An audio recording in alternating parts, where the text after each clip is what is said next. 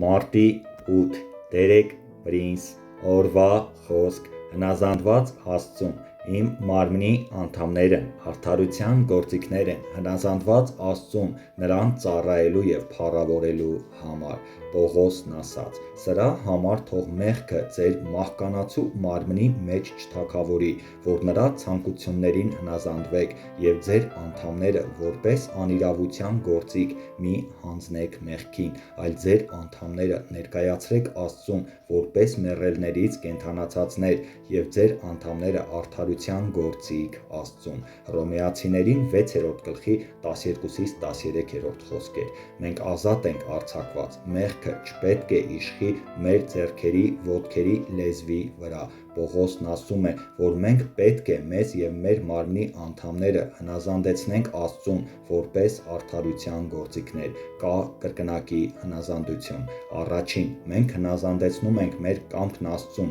ասելով ոչ թե իմ կամքը այլ քո Տերունական աղոթքի մեջ երկրորդ խնդրանքը հետևյալն է քո կամքը լինի ինչպես երկնքում այնպես էլ երկրի վրա Մատթեոս 6:10 խոսք Երբ մենք աղոթում ենք քո կամքը լինի այն սկսվում է աղոթողի կամքից մեկը ով կամենում է որ Աստծո կամքը լինի Երբ մենք հնազանդեցնում ենք մեր կամքը դրան հետևում է մեր անդամների հնազանդեցումը Աստծուն որպես արդարության գործիքներ Հունարենում գործիք բառը բառացիորեն նշանակում է զենք հուշելով հոգևոր բախման մասին Սրանք պատերազմական գործիքներ են ինչպես սուրը Սուրբ Հոգու մկրտությունը բեկումնայինի փորձառություն է որովհետև այն ժամանակ երբ մենք մեր կամքն առաջին անգամ հնազանդեցրինք Աստծուն այդ պահից մենք հնազանդեցրինք նրան մեր ամենաանհնազանդ անդամը ում մենք ի վիճակի չէինք կառավարել լեզվին Երբ մենք Սուրբ Հոգով ենք մկրտվում իրականում կատարում ենք այն հորդորը